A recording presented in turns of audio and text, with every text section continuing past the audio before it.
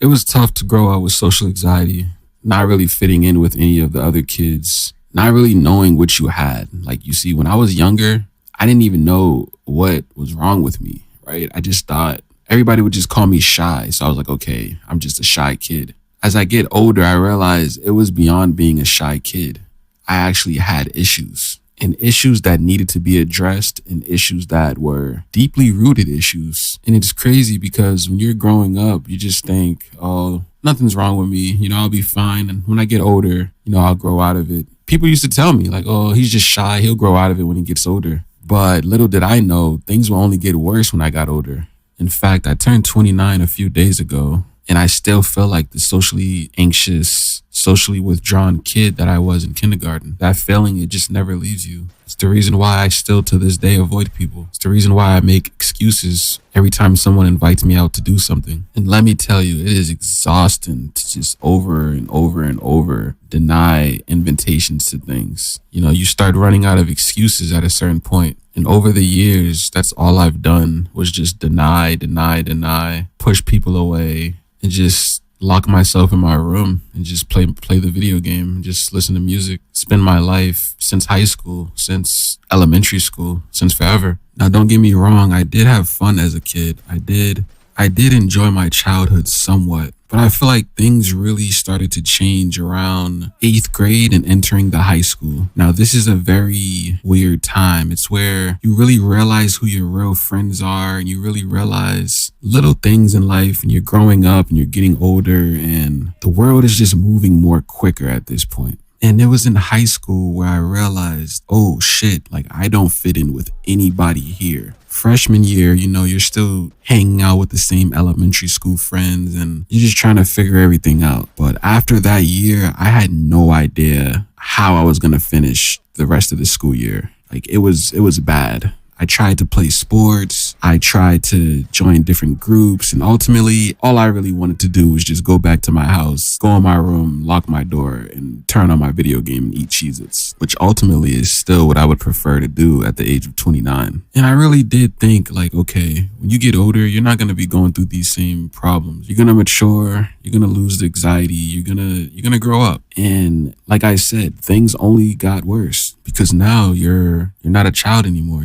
Now you have responsibilities, and dealing with social anxiety at 29 is just way more embarrassing than dealing with it when you're a teenager. But just like how I felt at 14, I feel the same exact way at 29, 15 years later. Literally nothing has changed. And as I got older, I questioned this. I questioned, why do I have this? Why am I different? Why am I so withdrawn from everything? And I realized that all of it comes from childhood trauma. And it's crazy to think that something that happened to you when you was so young can still affect you as an adult. And the worst part about it, I didn't even realize this was happening. It's not like one day I just woke up and said, oh, I have social anxiety now. It was just a part of me. The way I moved, the way I thought, the way I avoided things without even questioning why. And once I finally started questioning it, I started to see the pattern. Every moment, every experience, every small thing that seemed like nothing as a child was actually shaping who I became as an adult. It was almost like I was stripped completely of my confidence when I was growing up.